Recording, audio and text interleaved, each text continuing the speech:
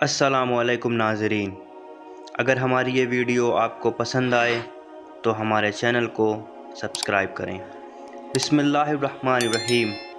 اسلام کے سب سے بڑے دشمنوں کے دلوں میں قرآن کریم کی محبت کا پیدا ہونا۔ ابو سفیان، ابو جہل اور اخنس بن شریک اسلام کے سب سے بڑے دشمن تھے۔ ایک دن یہ تینوں ایک دوسرے کو بتائے بغیر اپنے اپنے گھروں سے نکلے اور چھپ کر حضور اکرم حضرت محمد مصطفیٰ صلی اللہ علیہ وآلہ وسلم کے گھر کی طرف چل دیے تاکہ محمد صلی اللہ علیہ وآلہ وسلم کو قرآن کی تلاوت کرتے ہوئے سنیں۔ یہ لوگ چھپ کر آئے اور ایک کونے میں چھپ کر بیٹھ گئے تاکہ کوئی ان کو پہچان نہ پائے۔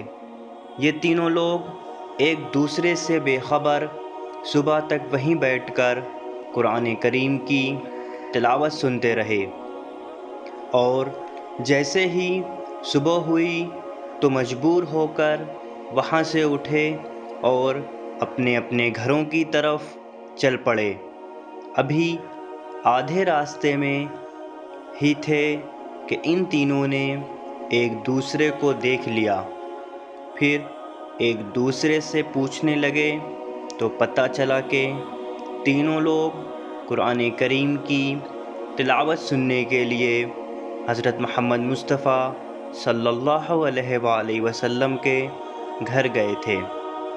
پھر آپس میں ہی ایک دوسرے کو برا بھلا کہنے لگے اور کہا، اگر یہ بات عام لوگوں کو پتہ چل جائے گی تو وہ ہمارے بارے میں کیا کہیں گے کہ ہم کو تو محمد صلی اللہ علیہ وآلہ وسلم سے دور رہنے کو بولتے ہیں اور خود جا کر محمد صلی اللہ علیہ وآلہ وسلم سے قرآن کی تلاوت سنتے ہیں۔ اس کے بعد وہ لوگ وہاں سے اپنے گھر پہنچے۔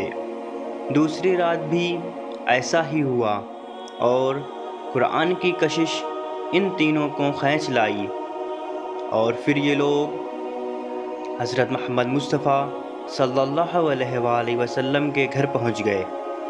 پھر جب قرآن کی تلاوت سن کر واپس ہونے لگے تو آدھے راستے میں ایک دوسرے سے مل گئے۔ پوچھنے پر پھر پتہ چلا کہ آج بھی محمد صلی اللہ علیہ وآلہ وسلم کے گھر سے قرآن کریم کی تلاوت سن کر آ رہے ہیں۔ پھر ان لوگوں نے خود کو برا بھلا کہا اور آگے سے ایسا نہ کرنے کا وعدہ کر کے چلے گئے۔ تیسرے دن بھی ان کے ساتھ ایسا ہی ہوا اور ایک دوسرے کو بتائے بغیر رسول اللہ صلی اللہ علیہ وآلہ وسلم کے گھر پہنچ گئے، اور صبح تک اسی طرح قرآن کی تلاوت سنتے رہے، اور ہر ایک اپنے آپ سے کہتا تھا کہ اگر واقعی محمد صلی اللہ علیہ وآلہ وسلم کا دین سچا ہے تو ہم بہت بڑے خطا کار ہیں۔ جیسے ہی صبح ہونے لگی تو یہ لوگ عوام کے خوف سے اپنے گھروں کی طرف دوڑے۔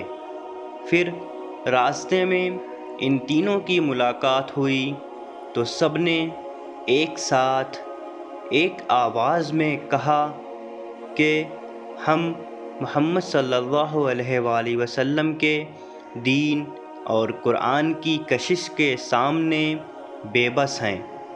تو دوستو، یہ واقعہ تھا اسلام کے سب سے بڑے دشمنوں کا، جو قرآن کی روشنی کے آگے بے بس تھے اور حضرت محمد مصطفیٰ صلی اللہ علیہ وآلہ وسلم سے نفرت کرنے کے باوجود خود کو قرآن کریم کی تلاوت سننے سے نہیں روک پاتے تھے۔ آئیے ہم بھی خدا سے دعا کریں کہ پروردگار ہم کو روزانہ قرآن کریم کی تلاوت کرنے کی توفیق عطا فرما۔ اگر آپ کو یہ ویڈیو پسند آئی ہو تو ہمارے چینل کو ضرور سبسکرائب کریں۔